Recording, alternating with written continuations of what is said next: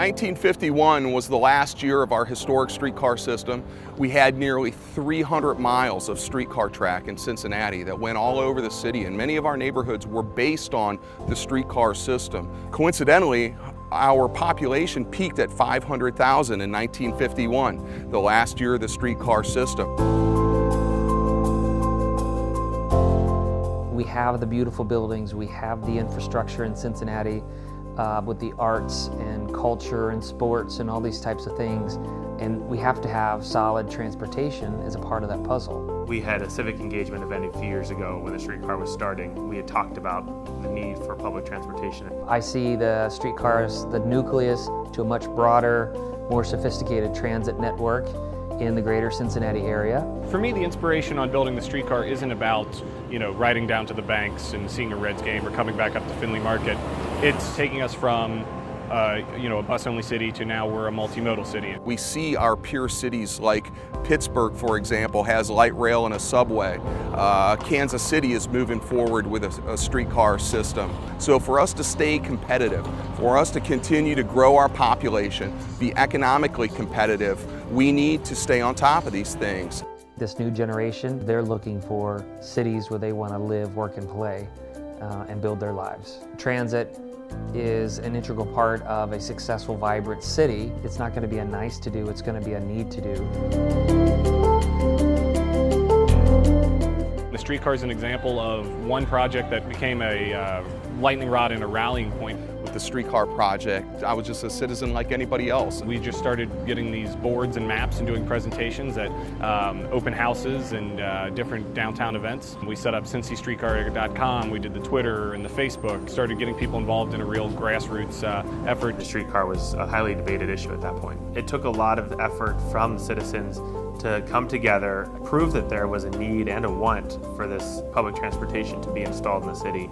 For us, a tipping point we really felt was when we started going before council, having a lot of people speak and start winning those votes. That really showed us that, hey, this isn't just a grassroots thing. We have politicians behind us, we have the community behind us, and we're really starting to move the needle and make a difference.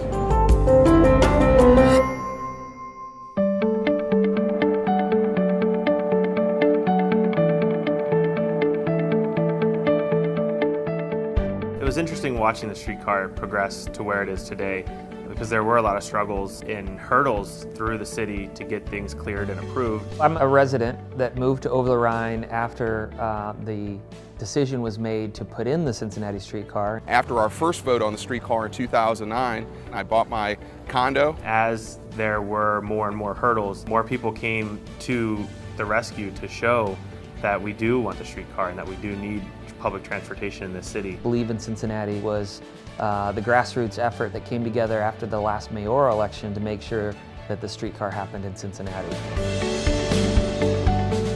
The project was being stalled and held up, and so I felt it was important myself as a resident to get involved. It was amazing how many people came out, how many hours of testimony, how many eloquent speakers we had from all different backgrounds, all different walks of life, and just really how the community rallied around the project. The young professional community turned out to show their support. What was great about seeing the groundswell and all the types of people coming out was, it was a lot of young people, but it was people from different backgrounds, people who lived in downtown, people who didn't live in downtown, and so it was really nice to see a broad base of support.